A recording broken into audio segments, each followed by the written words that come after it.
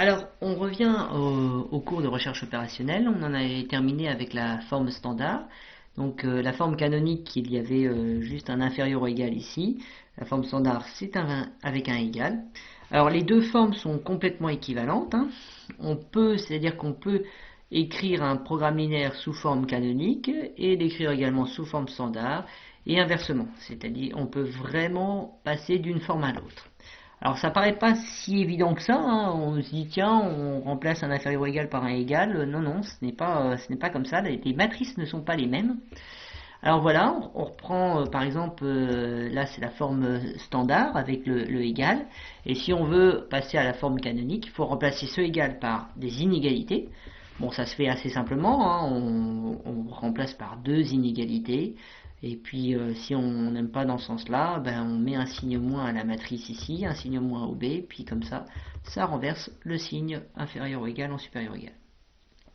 Et l'autre côté, donc le moins trivial, c'est quand on passe des inégalités à l'égalité. C'est-à-dire qu'on a une matrice, enfin on a des contraintes d'inégalité. Et comment transformer ça en contrainte d'égalité? Ben, c'est assez simple, il faut rajouter des variables. C'est-à-dire pour chaque ligne de la matrice, on va rajouter une variable. C'est-à-dire que on va rajouter un zeta, qu'on appelle une variable d'écart, une slack variable en anglais, par ligne, qui est la même taille que B, qui va être aussi positive, donc on va pouvoir inclure ça dans notre programme d'optimisation. Et en fait, qu'est-ce que représente cette variable? C'est l'écart. C'est-à-dire, avant, on devait avoir la matrice qui était inférieure ou égale à B. Ben là, on a la matrice plus quelque chose de positif qui doit être égal à B. Eh ben, si cette égalité arrive, ça veut dire que, vu que le zeta est positif, ça veut dire que la matrice fois x est inférieure ou égale à B. Voilà. Donc, au final, ces variables d'écart, ben, on va les fusionner avec les x, on va les rajouter dans le problème de départ, et on va le voir tout de suite avec l'algorithme. Donc, comme toujours, les étapes du simplex, ça va être prendre un modèle, un problème, on le modélise, on passe en forme canonique, toutes les en inégalité, et après on va passer en forme standard. Alors, pour le simplex, il y a un peu de définition, un peu de vocabulaire. Donc ça, j'en ai déjà parlé, c'est les solutions réalisables ou optimales. Hein, ça veut dire que c'est les solutions qui vérifient les contraintes. Donc c'est une solution qui vérifie les contraintes, donc qui est acceptable. C'est pas forcément la meilleure, mais au sens de l'objectif, hein, mais au moins elle vérifie toutes les contraintes et elle peut être prise en considération. On appelle ça solution réalisable. On va avoir les variables de la base et les variables hors base. Alors là, c'est pour essayer de se repérer. Vous vous souvenez, l'algorithme, je vous ai dit, on a un polyèdre ou un polygone et on va se balader de coin en coin. On va essayer de trouver tous les coins du polygone. Et donc, les variables de la base et les variables hors base vont nous aider à déterminer dans quel coin on est. Alors pour ça, il va falloir repérer les variables de la base. C'est celles qui, on va avoir une sous-matrice de A qui est inversible. Alors vous inquiétez pas, ça paraît un peu compliqué à trouver une matrice inversible. Hein. Souvenez-vous, les matrices inversibles, c'est celles dont le déterminant est non nul. Mais en fait, ça va être assez simple à voir. Une matrice inversible, on va souvent prendre l'identité, qui est assez simple à trouver, et qui est inversible. Donc du coup, on essaye de trouver dans A, qui n'est pas A, je le rappelle, qui n'est pas carré, pas forcément, qui peut être rectangulaire. On va trouver une sous-matrice carrée, un ensemble de lignes et de colonnes de matrice de A, qui fait que c'est inversible. Et ces variables-là, on va les appeler les variables de la base. C'est-à-dire toutes les colonnes associées à la matrice inversible, on va l'appeler la variable de la base. Toutes les autres, on les appelle les variables hors base. Voilà. Donc, solution de la base, ça va correspondre, va nous aider à trouver dans quel coin on est. Et les variables hors base, en fait, on va voir, c'est des variables qu'on va prendre à 0. On va voir pour trouver une solution réalisable, on va juste les mettre à 0. Et les variables de la base, on va déterminer des valeurs pour réaliser les contraintes et ça nous suffira. Ça va être assez simple. Alors, donc on reprend notre problème de début, là vous vous souvenez, on devait savoir combien d'objets A et d'objets B on devait fabriquer avec des contraintes de stock. Alors, ici on avait l'objectif, c'était maximiser le profit.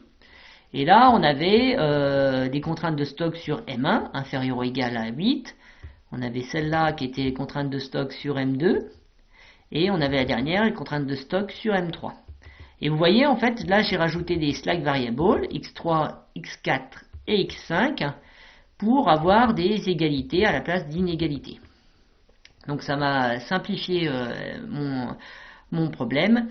Et ça va m'aider à voir ce qu'on appelle la forme standard. Donc là, on a une forme standard. Et on voit tout de suite, en fait, quand on passe de la forme canonique à la forme standard, que ça nous fait apparaître ici, là, on a une sorte de matrice diagonale, là, une sous-matrice diagonale, qui est la matrice identité. Et donc ça va nous dire que x3, x4 et x5 sont nos variables de base pour démarrer notre problème.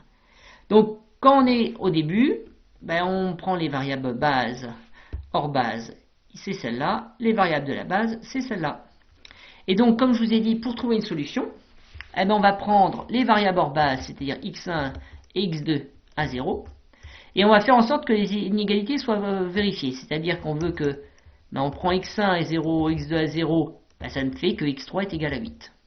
Si on prend x1 à 0, x2 à 0, ça me fait que x4 égale à 7. Si on prend x2 à 0, ça me fait x5 égale à 3. Et ça me donne une solution réalisable. Ceci est une solution réalisable. C'est pas mon optimum, on va voir, mais au moins j'ai une solution optimale, j'ai une solution réalisable. Donc après, en fait, donc là on est comme si on était dans un coin de notre polygone et on va essayer de passer d'un coin du polygone à un autre coin du polygone. Et pour ça, on va faire des solutions adjacentes, de bases adjacentes. Alors les bases adjacentes, c'est très simple. Regardez, là, on a hors base ces deux-là, en bas ces deux-là. En fait, on échange. C'est-à-dire, on prend une variable de hors base et on la fait passer dans la base. Maintenant, ma nouvelle base, c'est ça. Et le x5 et le x1 sont hors base. Et ces deux solutions-là, celle-là et celle-là, sont des solutions qu'on dit adjacentes. C'est de la terminologie. Et en fait, les solutions adjacentes, ça va être le coin qui est juste à côté. On va voir sur une figure après. Donc, l'algorithme, très simple. On part de notre problème, on le met en forme canonique. Après, on le met en forme standard. On regarde au début si on a notre solution. Ah oui, alors j'ai oublié de préciser, bien sûr. Ici, bien sûr, il faut que toutes les variables soient positives. Si vous avez par exemple une variable, quand vous avez fait résolu, qui n'est pas positive, il va falloir faire, on appelle l'étape phase 1, mais on ne la verra pas. C'est une petite modification pour trouver un bon point réalisable au début. Ça veut dire que le point 0,0 n'est pas réalisable, donc il faut faire une petite étape en plus, mais qu'on ne verra pas parce qu'on n'a pas le temps. Donc, l'idée, c'est de partir du point 0,0, se déplacer de sommet en sommet, on améliore l'objectif, et on va comme ça passer des variables hors base dans la base, et ainsi de suite, et on va faire des échanges entre les variables pour réussir à trouver l'optimum. Voilà. Et donc l'idée qu'il y a en fait dans l'algorithme de Dijkstra, de Dantzig, sur le simplex, c'est de savoir, quand vous êtes dans un polygone, quand vous êtes dans un sommet, il y a deux sommets adjacents, à droite ou à gauche en gros. Lui, il a décidé de se dire, je vais regarder l'objectif et je vais aller du côté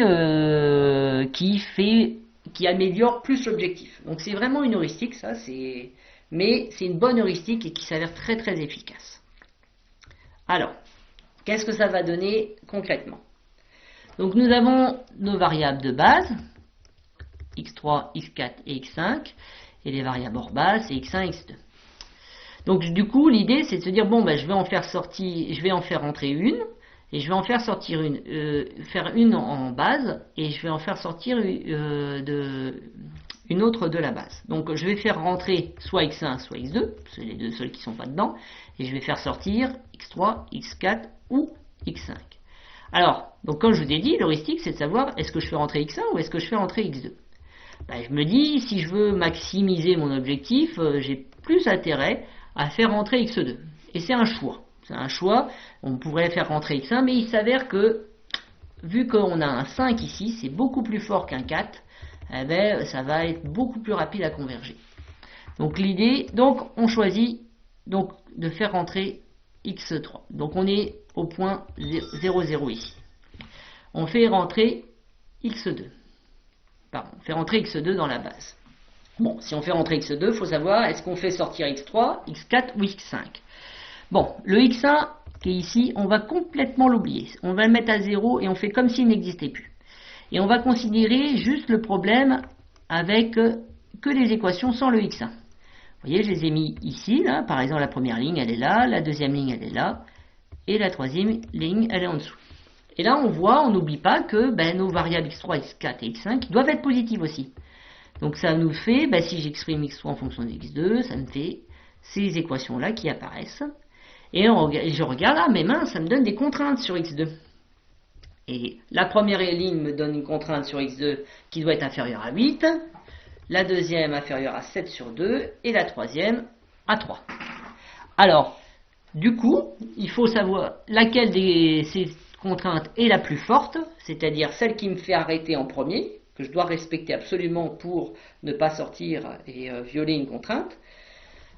C'est la dernière ligne. C'est la dernière ligne, c'est celle-là qui est la plus forte. Là, ça fait inférieur à 3, là c'est 3,5, là c'est 8.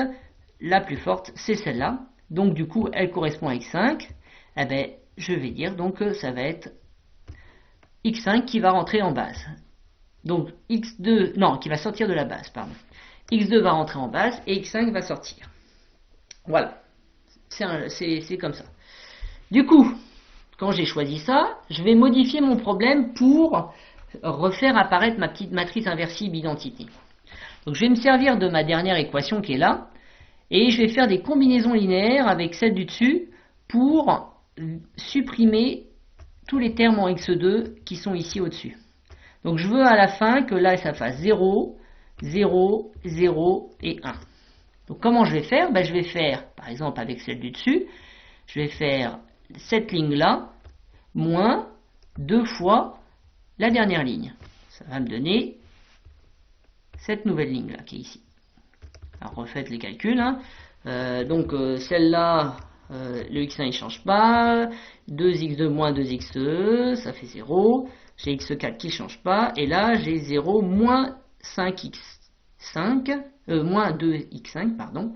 Ça me donne moins 2x5 comme ici. Et là, je vais avoir 7 moins 2 fois 3. Et donc, j'ai celle-là. Et ces deux problèmes-là sont équivalents. J'ai fait juste une combinaison linéaire entre les deux. C'est comme dans les systèmes linéaires. On peut faire des combinaisons linéaires entre les contraintes. Je vais réitérer la même chose, parce que vous voyez, j'ai supprimé le x2 de cette ligne, de la ligne de la contrainte-là. J'ai supprimé le x2. Je vais faire pareil avec celle du dessus. Donc, celle-là, je vais faire cette ligne-là moins la dernière ligne, simplement. J'obtiens ce résultat-là. Et après, je fais pareil avec l'objectif. Je fais cette ligne-là, moins la dernière ligne. Et ça me donne ceci. Alors voilà, il y a une constante qui apparaît, mais c'est pas grave. Donc on a été obligé de multiplier la dernière par 5. Voilà. Donc, j'ai un nouveau problème qui est équivalent au premier. J'ai fait juste des petites reformulations. Et ça m'a permis, en fait, de supprimer au-dessus du x2. Là, j'ai plus rien du tout. Et regardez, si vous regardez bien, vous avez une nouvelle matrice identité qui va apparaître, qui a une permutation près. Bon, il suffirait de remettre les colonnes dans le bon sens, mais si on prend x3, x4 et x2, ça me fait une sous-matrice identité qui est inversible et qui va être ma nouvelle base. Voilà, c'est ma nouvelle base. Donc, comme tout à l'heure, pour savoir la solution de base, je mets les trucs hors base, c'est-à-dire x1 et x5 à 0. Ça me donne 0 ici et 0 ici. Et je regarde un peu pour les contraintes. Ça me fait x3 égale 5, x4 égale 1 et x2 égale 3. Et j'obtiens, je les remets dans l'ordre et ça me donne cette solution de base. Qui sont tous positifs. C'est bon. Et en fait, ben, si je regarde bien ce qui s'est passé, je suis passé de la solution où j'avais x1 et x2 à 0 à la solution où j'ai x1 à 0 et x2 à 3. Et qu'est-ce que ça me donne sur ma figure? Ben, ça fait comme si j'étais passé du coin là, ici, et je suis monté en haut. Voilà, ma solution maintenant elle est ici, ma solution courante. Donc l'idée, ben, ça va être de se déplacer, essayer de petit à petit pour trouver le coin le meilleur. Donc je reprends mon problème, même truc que tout à l'heure. Bon, ben, laquelle je fais rentrer, x1 ou x5? Bon, x5 c'est en négatif, ça ne va pas m'améliorer mon objectif. Donc je vais faire rentrer x1. Je vais faire rentrer x1 et pareil, pour sortir, savoir quelle variable parmi la 2, la 3 et la 4, laquelle je vais sortir. Donc je oublie complètement la colonne qui est ici. Je réécris mes équations en oubliant complètement les 5. Ça me donne mon petit système d'équations qui est ici. J'impose la positivité. Ça me donne 3 contraintes sur x1. Alors la dernière n'impose aucune contrainte sur x1, hein, et 3 est supérieur à 0. Et les deux premières m'imposent 2 contraintes. Bon, la plus forte, c'est la deuxième. Et elle correspond à la ligne sur le x4. Vous voyez, là on voit le x4. Donc le x4 va sortir de ma base et le x1 va rentrer. Comme tout à l'heure, je vais faire des combinaisons linéaires pour que ici j'ai un 0 et ici j'ai un 0. Donc pour la première ligne, je fais la première ligne moins ma deuxième ligne. Ça me donne la ligne qui est en rouge ici. Et je fais pareil pour l'objectif. Moins 4 fois, ça me donne cette ligne-là. Donc du coup, on repère bien encore mon identité qui s'est déplacée. Et maintenant, ma nouvelle base, c'est x1, x2 et x3. Je fais le même procédé que tout à l'heure. Je regarde ma solution hors base. En bas, ma solution de base, pardon. Le 4 et le 5 valent 0. Et je regarde mes équations. x3 est égal à 3. x1 est égal à 1. Et x2 est égal à 3. Je les remets dans l'ordre. Ça me donne ma solution qui est ici. Et si je regarde que les premières par rapport à ma figure de tout à l'heure, ben je vois que j'ai déplacé d'un coin à côté. On récapitulera. Donc je refais la même chose, hein, je continue. Alors, on se dit un petit peu, mais quand va-t-on s'arrêter? Eh ben, l'algorithme s'arrête si tous les coefficients de l'objectif sont négatifs. Donc là, j'ai x4 en négatif, là j'ai moins 4, c'est négatif, mais là j'ai un plus 3. Donc il faut encore faire rentrer x5 dans ma base et faire un changement. Je vous passe les étapes de calcul. On obtient ce nouveau problème. Et là, on obtient bien 1 moins 1 à l'objectif, 1 moins 2 à l'objectif. Ça veut dire que si je bouge x3 ou x4, je dégrade mon objectif, vu que je veux le maximiser. Donc, je ne bouge plus. Et là, je calcule ma solution de base. Je mets x3 et x4 à 0. Je m'obtiens 3x5 égale à 3. Ça me fait x5 égale à 1. x1 est égal à 3. Ça me donne ce truc-là. Et x2 est égal à 2, ici. Alors, sur la figure, alors, oui, là, donc du coup, on s'arrête parce qu'on a tout en négatif. Sur la figure, si on remet toutes les solutions de base qu'on obtient. Au début, on était en 0, 0. En x1, x2. On regarde que là, c'est une figure que sur x1, x2. Je ne sais pas trop dessiner des schémas en 5D. Donc, on fait que en 2D avec x1, x2. Mais de toute manière, souvenez-vous, dans notre problème de base, le x3, x4 et x5 sont des variables, des stack variables que j'ai rajoutés qui sont virtuelles. Hein. Les seules concrètes, c'est le x1 et le x2. Donc, je commence avec 0, 0. J'ai modifié je suis arrivé en 0,3 au bout d'une itération de l'algorithme. Puis après, je suis arrivé en 1,3. Mais en fait, ça me correspond au coin qui est ici, qui est marqué d'une flèche. Et après, je suis arrivé en 2,3. Et j'arrive ici. Et là, on m'a dit de m'arrêter. Ça ne sert à rien d'aller au point suivant, parce que je vais dégrader mon objectif. Donc ma solution optimale, c'est celle-là. Alors on se souvient qu'on revient à la réalité. Il me faut donc fabriquer trois objets de type A et 2 objets de type B pour maximiser mon profit. Et j'obtiendrai un profit de 22 €. Voilà. Donc ça, c'est la version de l'algorithme avec les équations et avec le graphique, enfin le visuel. Il y a une autre version avec un tableau qui est plus, on va dire, algorithmique, informatique. Donc chacun a sa façon de représenter les choses dans sa tête. C'est une autre façon de voir les choses. Vous prenez la version qui vous plaît le plus. Celle-là paraît plus automatique, on va dire, plus algorithmique, mais la première est plus dans le sens et la compréhension des choses. Alors, premièrement, il faut créer donc un tableau. Alors c'est très simple, le tableau, on va mettre la matrice A, elle est au milieu, là, au milieu, on copie tous les coefficients, donc quand il n'y avait rien, on met des zéros. Le vecteur C, qui était en haut ici, on le met en négatif. Alors ça c'est un petit truc, ça va rien changer, mais on le met en négatif. Ici on a moins 4 et moins 5 et des zéros sur les autres. Le vecteur B, 8, 7, 3, vous le retrouvez sur le côté. Et là dans le coin, vous mettez 0. Donc je répète, là en haut là, c'est le vecteur C, là c'est 0, là c'est le vecteur B, et au milieu, là, entre les deux, c'est la matrice A. Voilà. Donc on part du tableau. Et on va refaire exactement le même algorithme. Souvenez-vous, on choisit une variable on a une base, on choisit une variable qu'on va faire entrer dans la base, une ligne qui nous permet de savoir laquelle on sort, et on réitère jusqu'à qu'on n'ait plus de coefficient. Alors souvenez-vous, avant c'était tous les coefficients négatifs. Là, vu qu'on a mis moins C dans la barre du haut, ce sera que tous les coefficients soient positifs. Alors, comment ça rentre? Donc, première étape, donc là, formulation du tableau. Donc, je vais choisir entre x1 et x2, lequel je fais rentrer. Je prends le plus négatif. Tout à l'heure, c'est le plus positif parce qu'on avait inversé les signes.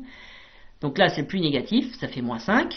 Voilà, je choisis ma colonne. Il me faut choisir une ligne. Alors, pour choisir la ligne, ça va être assez simple comme calcul.